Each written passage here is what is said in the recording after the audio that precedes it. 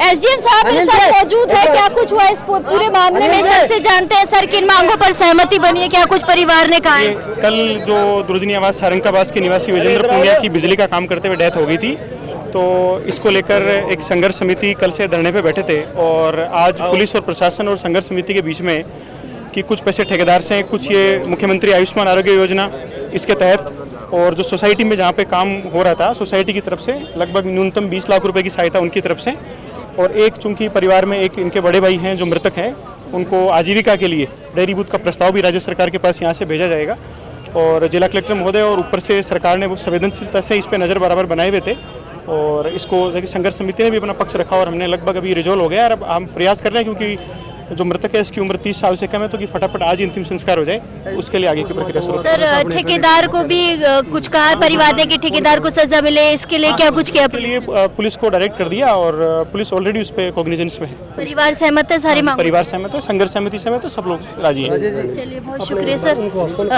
अनिल जी, आप लोग भी डटे हुए हैं कल से, क्या कुछ कहेंगे? सहमति बनी है मांगों पर, कितना सहमत है परिवार? देखिए, आज परिवार की सहमति से हम सब जनप्रतिनिधि जितने भी संघर्ष समिति में लोग थे उन्होंने प्रशासन के लोगों से बात की और जिन मुद्दों पे हमारे भाई का यहाँ धरना पिछले 28 घंटे से चल रहा था, परिवार की सहमति से जो बात थी वो प्रशासन ने मान ली और इस धरने को हमने ख़त्म करने का काम किया है, क्योंकि पिछले 28 घंटे से परिवार की हालत बहुत ज़्यादा ख़राब है। परिवार में किसी ने खाना नहीं खाया और ये हज़ारों की संख्या के अंदर जो 36 कौम के लोग इस धरने को समर्थन देने आए हैं, ये सब लोग भी चाहते थे कि उन 3 मुद्दों पे हमारी बात सरकार से हो और तीनों मुद्दों पे सरकार ने हमारी बात मान ली है।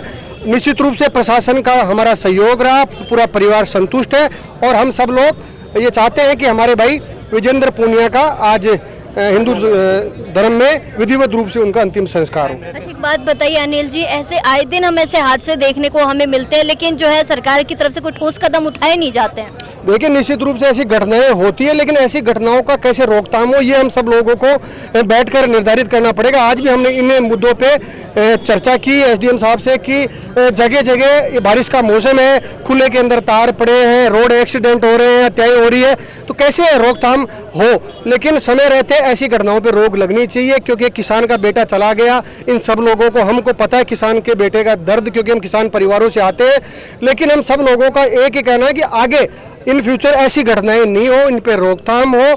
आज हमने एक भाई हमारा विजेंद्र खो दिया, लेकिन किसी परिवार का, किसी पिता का लाल आगे ऐसी घटना के अंदर नहीं जाए, यही हम सब लोगों की सरकार से मांग है। अच्छा, एक बात बताइए, ऐसे ठेकेदारों पे कैसे लगाम लगानी चाहिए, क्योंकि बिना सुरक्षा उपकरण जो है वो उतार देते हैं लोगों को इस तरीके से बिजली के खंभों पर या तारों के बीच में। देखिए, कलेक्टर साहब से बात हुई, पुलिस प्रशासन के लोगों से भी हमारी बात हुई कि ऐसे चाहे वो कोई भी ठेकेदार हो, किसी भी समाज का हो, किसी भी वर्ग का हो, ऐसे लोगों पे जो लापरवाही से काम करते हैं इन पे कार्रवाई होनी चाहिए, जिससे कि ऐसी घटना दोबारा नहीं हो।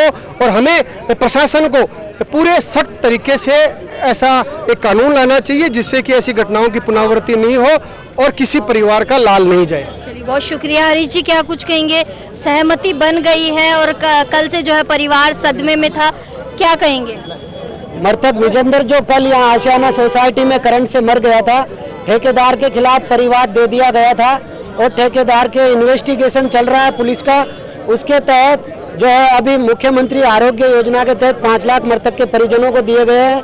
5 लाख रुपए यहाँ आशियाना सोसाइटी की तरफ से दिए गए हैं और 10 लाख रुपए ठेकेदार की तरफ से सहायता राशि दी गई है।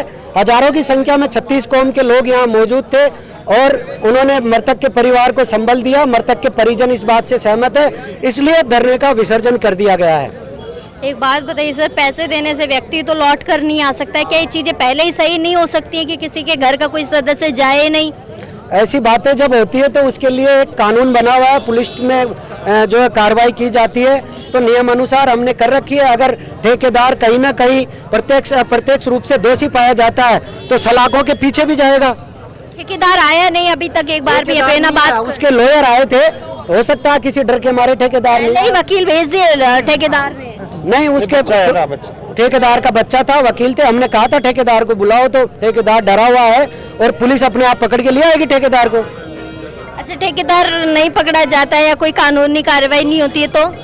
नहीं, कानूनी कार्रवाई होगी। अपने डिप्टी साहब ने पूरा आश्वासन दिया है कि कैसे भी प्रत्यक्ष दोषी पाया जाता है तो वो सलाखों के अंदर होगा। और सारा सर्वसम्मति से मैं धन्यवाद देता हूँ इन सभी किसान नौजवानों को, इन किसानों के बेटों को कि 2 दिन से ये डट के विजेंद्र पूनिया के समर्थन में, परिवार के समर्थन में डटे रहे।